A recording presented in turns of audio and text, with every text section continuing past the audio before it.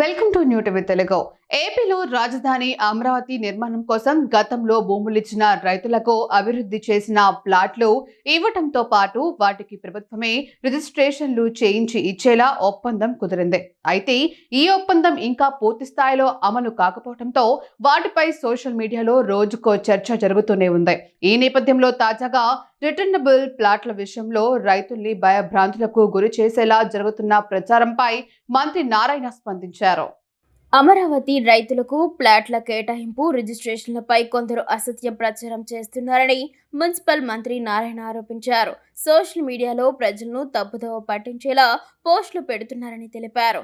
రైతులకు రిటర్నబుల్ ప్లాట్ల కేటాయింపు రిజిస్ట్రేషన్ల ప్రక్రియ దాదాపు తుది దశకు చేరుకుందని ఆయన ప్రకటించారు. ల్యాండ్ పూలింగ్ కింద 30,635 మంది రైతులకు 34,911.23 ఎకరాలకు సంబంధించి ప్లాట్లు కేటాయించాల్సి ఉందన్నారు. ఇందులో ఇప్పటి వరకు 29,644 మంది రైతులు ఇచ్చిన 34,192.19 ఎకరాలకు ప్లాట్ల కేటాయింపు పూర్తయిందన్నారు. ఈ ప్రభుత్వం వచ్చిన తర్వాత ఇప్పటి వరకు 2,727 మంది రైతులకు 3,188 ఎకరాలకు సంబంధించి ప్లాట్ల కేటాయింపు పూర్తయిందని మంత్రి తెలిపారు.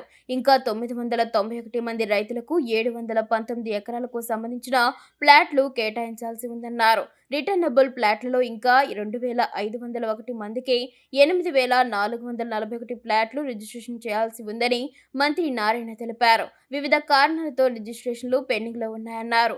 ఈ నేపథ్యంలో అమరావతిలో రైతులతో మాట్లాడి పెండింగ్ రిజిస్ట్రేషన్లు పూర్తి చేస్తున్నామని మంత్రి నారాయణ వెల్లడించారు. రాబోయే 4 నెలల్లో ప్లాట్ల కేటాయింపు రిజిస్ట్రేషన్లు మొత్తం పూర్తి చేస్తామన్నారు. సాంకేతిక సమస్యలతో 484 మంది రైతులకు 3.15 కోట్ల కౌలు చెల్లింపులు పెండింగ్ ఉందన్నారు. రైతులకు అవాస్తవాలు చెప్పి గందరగోళానికి గురి చేయవద్దని మంత్రి నారాయణ సోషల్ మీడియా పోస్టులు పెట్టేవారికి సూచించారు.